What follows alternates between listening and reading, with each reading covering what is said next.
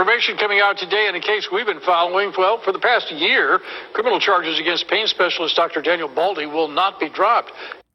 Yeah, so anyways, they ended up being dropped. He had 3 counts of involuntary manslaughter, and this was my mom's doctor who was prescribing the pills that I became addicted to in it was about May, June of 2008. Why my mother would even tell me, knowing that I'd been to drug treatment as a child, well, as a teenager, why she would even show me that she had pain pills, I really don't know. But anyways, he was prescribing my mother 500 5 milligram oxycodones a month plus 98 milligram Dilaudins a month. So that would give her 3 8 milligram Dilaudins a day plus 16 oxycodones per day. You think that's not overprescribing? You think that's not a drug deal? You think he's not a drug dealer? You think he deserves to have the charges dropped? I don't think so. It ruined my life. Yeah, I made the decision to take the drugs, but I wouldn't have had the drugs available had he not been overprescribing them. And probably, I feel honestly, with everything from my past, my sister at 12 years old living with her working at an animal lab facility in Dallas Center. For short, it's called DC, Dallas Center Grimes, DCG.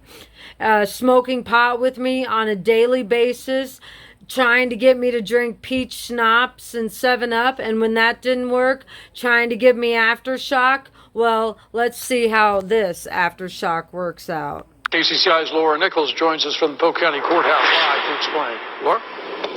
Yes, Dr. Baldy's attorney had actually asked for these charges to be dropped back in June. Well, now 4 months later, the judge has made a decision. In his ruling, he says there is enough evidence to proceed. He's charged with 10 counts of involuntary manslaughter after 10 of his patients, including well-known Slipknot band member Paul Gray, died from overdoses.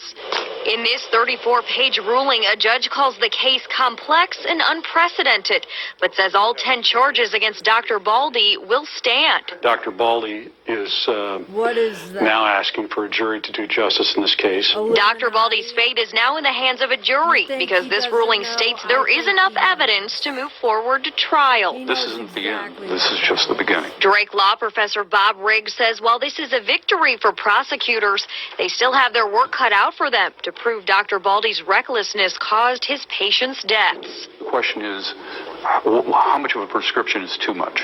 And under what circumstances?